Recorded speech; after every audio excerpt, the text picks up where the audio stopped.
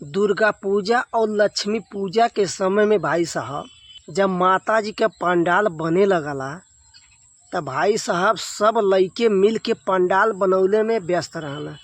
लेकिन भाई साहब कुछ लइकी ऐसन होना कि भाई साहब वो खाली कुर्सी तुरले में व्यस्त रहना। एकदम भाई साहब जबले कुर्सी पर बैठल रहना वो समय भाई साहब इ लोगन के देख के लगला कि जैसे इ लोगन यह गांव के कोनो लइके नहीं हमें आ न त माता जी के बैठौले के सहयोग में इ लोग कोनो सहयोगी हमें।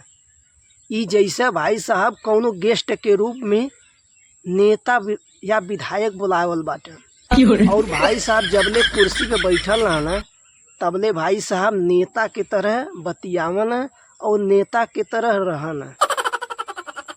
लेकिन भाई साहब अगर कौनो चीज़ इनके गलत लगता हई चीज़ ऐसी होए के चाहिए वो समय जब भाई साहब बतावे लगना तब जानला भाई साहब वो समय इंजीनियर भी फेल हो जाना। एकदम भाई साहब वो समय एकदम जानला इंजीनियर लगना। और सबसे ज़्यादा रिश्त तब लगेले जब भाई साहब इनकरे लगे कौनो सामान रखल रहला और केहू मांग लेला तनी भावा दिहे त रखल रहला भाई साहब इनके बगलिए में। लेकिन इतना हिम्मत नहीं करला कि उ समनवा उठा के हाल दे दे ताकि कमवा हो जा।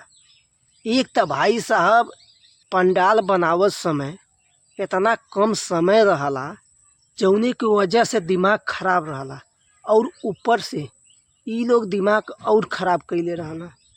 एक तो कुछ करल नहीं और ऊपर से लेक्चर अलगे झाड़ना। अगर कहीं भाई साहब इनकरे मोबाइली पे केहू के फोन आ गई तब भाई साहब फोने पे ऐसन बतियावना कि मालूम होला पूरा करवा यह करत बाटे। एकदम भाई साहब जानला कि नेता फेल हो जाना जब इ लोगन फोने बतियावे लगना। और भाई साहब सबसे ज़्यादा फोन इ लोगन का तबे आवला जब ज़्यादा काम का प्रेशर रहला और काम के बेझ ज़्यादा रहला। वही समय इ लोगन का फोन ज़्यादा बजला और ज़्यादा बात होला।